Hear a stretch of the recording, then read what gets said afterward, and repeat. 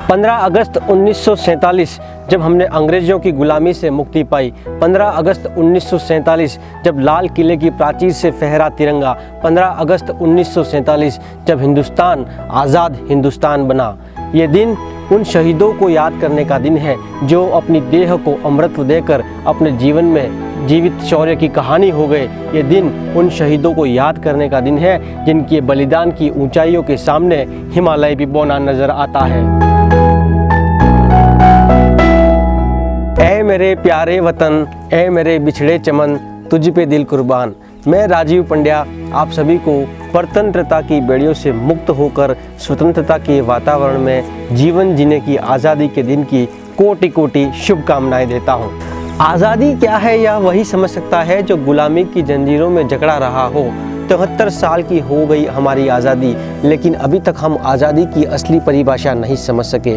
हमारे दृष्टिकोण में आज़ादी अवकाश मनाने, देशभक्ति के गीत गाने और पिकनिक मनाने, शहीदों के किस्से सुनने और सुनाने और यहाँ तक कि झंडा फहराने का दिन रह गया है। मुश्किलों से मिली आज़ादी की इस रूह को हम अभी तक नहीं समझ सके। क्या हम आज़ादी के 74 वर्ष बाद भी वास्तविकता में आज़ाद हैं?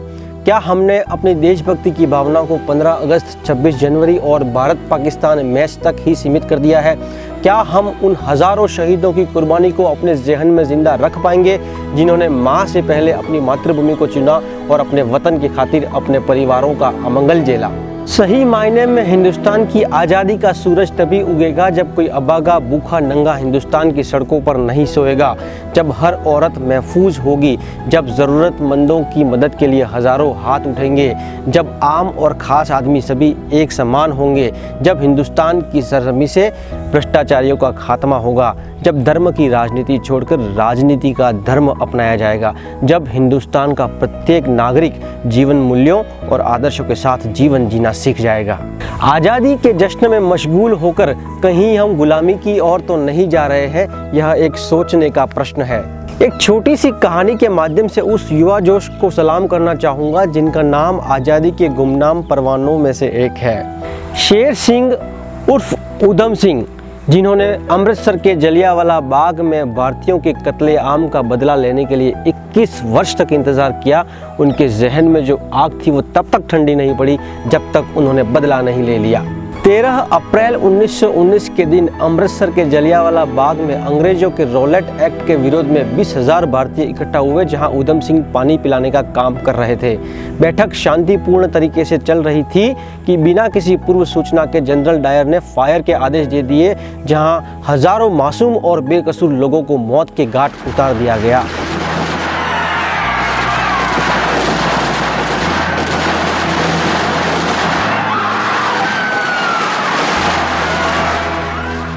मौत के इस तांडव ने उधम सिंह को चैन की नींद नहीं सोने दिया और उन्होंने जनरल डायर को उसी के घर में मारने का दृढ़ संकल्प लिया। इस मिशन की सफलता हेतु सन 1924 में क्रांतिकारी गदर पार्टी में उधम सिंह शामिल हो गए। क्रांति के लिए संसाधन जुटाने में लग गए, कई विदेश यात्राएं की और अवैध हथियारों का संग्रहण भी किया, जिस हेतु उन्हें 5 वर्ष तक जेल की सलाहों के पीछे भी रहना पड़ा। लेकिन जोश, जज्बा, जुनून और प्रण अडिग था। कुछ समय बाद इंग्लैंड चले गए, जहां उन्होंने 6 गोलियों वाली एक रिवॉल्वर भी खरीदी। जनरल डायर को मारने के लिए उधम सिंह को कई मौके मिले, लेकिन उधम सिंह उन्हें अकेले में नहीं, भीड़ के बीच मारने को लेकर के दृढ़ संकल्पित था। 13 मार्च 1940 को आखिरकार वह दिन आया जब कैक्सटन हॉल में जनरल डायर के सम्मान में एक कार्यक्रम आयोजित किया गया। उधम सिंह भी वहां किताब में रिवॉल्वर रख करके गए और स्टेज पर चढ़कर दर्शकों के सामने जनरल डायर को गोलियों से भून दिया। उधम सिंह चाहते तो भाग भी सकते थे, लेकिन उन्होंने यह कहकर आत्मसमर्पण किया कि मेरे जैसे हजारों उधम सिंह पैदा होंगे। 31 जुलाई 1940 को उन्हें यूके के पेंटाविले में फांसी दे दी गई।